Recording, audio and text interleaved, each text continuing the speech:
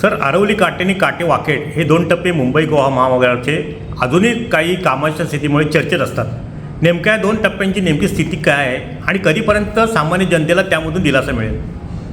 आरवली कांटे आणि कांटे वाकेड हे दोन आपले रखडलेले प्रोजेक्ट आहेत. आता त्याचं सेकंड हार्मोनी सबस्टिट्यूशन चालू आहे.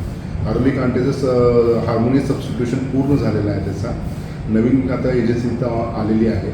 तर साधारणतः आम्ही आता डिसेंबर 2024 पूर्वी काम पूर्ण करण्याचं नियोजन आहे आमचं.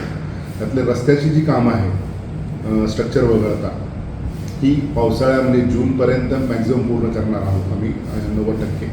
आणि बाकी स्ट्रक्चरची जी कामं आहेत ती चालू राहतील आणि ती पूर्ण करू आम्ही. तसं कांटे वाकेडमध्ये सुद्धा आता हार्मोनी सबस्टिट्यूशनची प्रक्रिया प्रगतीत आहे. नवीन कॉन्ट्रॅक्टरने तिथं काम टेकअप केलेलं आहे. तिथले सुद्धा रस्त्याचं जे काम आहे ते पावसाळ्यापूर्वी आम्ही 90% पूर्ण करू आणि स्ट्रक्चरची कामं आहे ती नंतर डिसेंबरपर्यंत पूर्ण करायचं आमचं नियोजन आहे.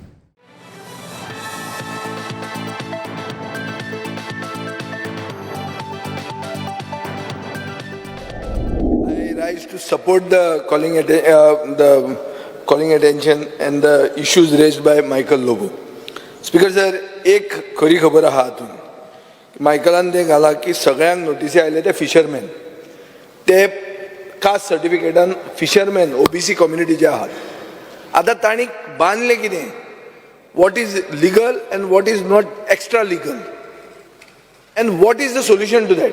स्पीकर सर, मंत्र्यान जे रिप्लाय दिला तातूंत तो म्हणटा की my government is sympathetic towards this traditional coastal communities and hence it is endeavored to prepare a comprehensive plan in consultation with the stakeholder.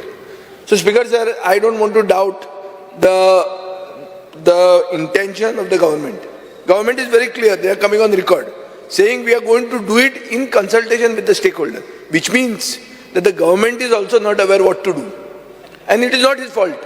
It is not his fault because the laws don't allow you to do that. The point is, this whole issue has come up. Those people also met me in big numbers. Issue has come up because of the crab mentality of Goans.